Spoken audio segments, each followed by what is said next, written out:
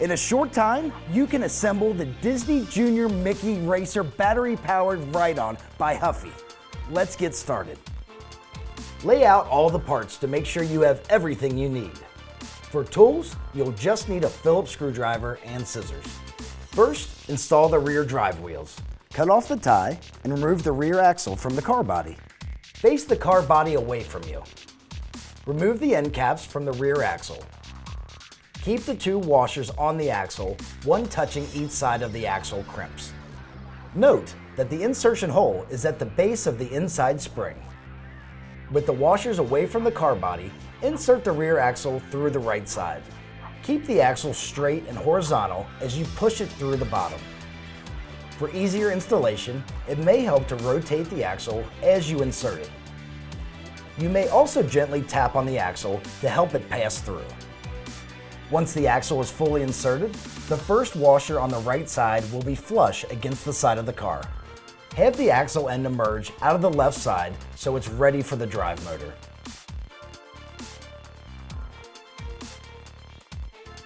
Slide one rear wheel onto the right side of the axle. Then, slide the other wheel onto the left side of the axle. Rotate each wheel to make sure the wheel gear splines align with the motor. When both wheels are in place, firmly push the center wheel buttons while pushing the wheels together to snap them into position. Gently pull each wheel outward to make sure they're fully installed. Choose one large hubcap.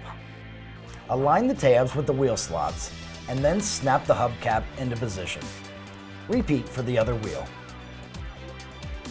Now install the front wheels. Carefully turn the car upside down. On one side, remove the zip tie from the drivetrain linkage and the front axle. Remove the locking pin and washers from the drivetrain end. Place one washer on the drivetrain linkage pin. Turn the front axle 90 degrees outward so the linkage pin aligns with the axle hole. Insert the linkage pin into the axle hole and place another washer onto the pin. Insert the locking clip so it firmly snaps into position. Repeat for the other side.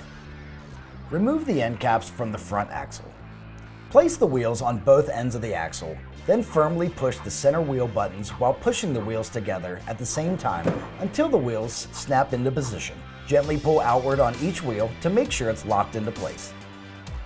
Install a small hubcap on the front wheel by aligning the tabs with the wheel slots and snapping the hubcap into position. Repeat for the other side. Now, install the steering wheel. Turn the car right side up. Use the Phillips screwdriver to remove the screw and lock nut from the steering wheel. Place them aside for later.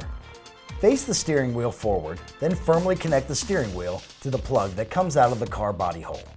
Put the plugs down inside the car body hole so you can connect the steering wheel without pinching the wires.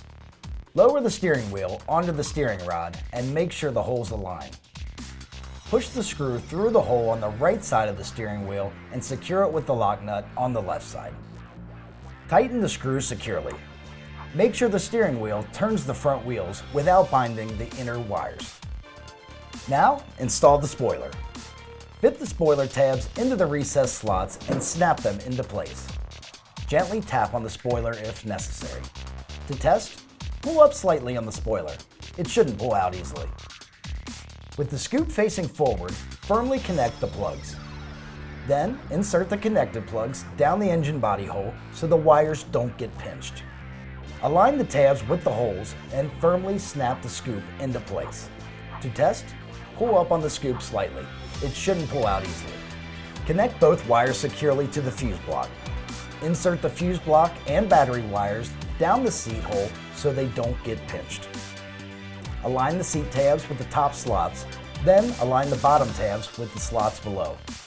Snap them all evenly into place. Now install the windshield. Find the windshield edge with the tabs.